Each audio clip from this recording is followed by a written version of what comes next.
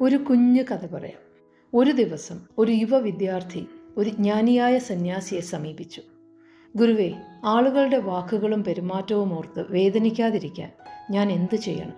സന്യാസി സ്നേഹത്തോടെ പുഞ്ചിരിച്ചിട്ട് മെല്ലെ എഴുന്നേറ്റ് വിദ്യാർത്ഥിയെ തോട്ടത്തിലേക്ക് കൂട്ടിക്കൊണ്ടുപോയി. വഴിയിൽ ആരോ വലിച്ചെറിഞ്ഞ ഒരു പഴത്തൊലി കിടപ്പുണ്ടായിരുന്നു.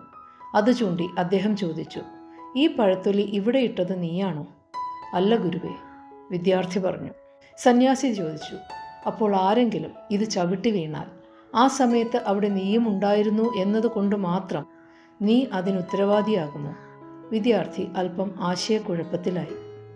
അദ്ദേഹം തുടർന്നു, മറ്റുള്ളവരുടെ വാക്കുകളും ദേഷ്യവും വിധികളും ഇതുപോലെയാണ്.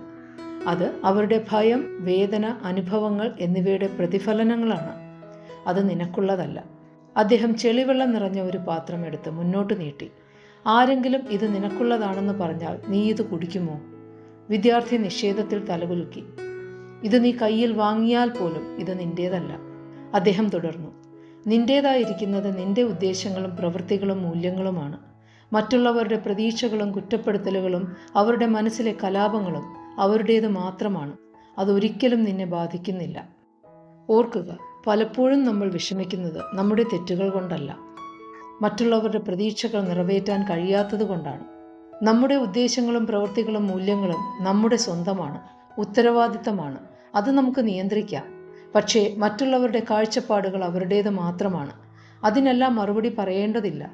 എല്ലാവരെയും സന്തോഷിപ്പിക്കാൻ ശ്രമിച്ചാൽ അവസാനം സ്വയം നഷ്ടമാകും. ശാന്തനായി നിൽക്കൂ, നേരോടെ നടക്കൂ, സ്വന്തം മൂല്യങ്ങൾ കൈവിടാതിരിക്കൂ. അത്രമാത്രം മതി.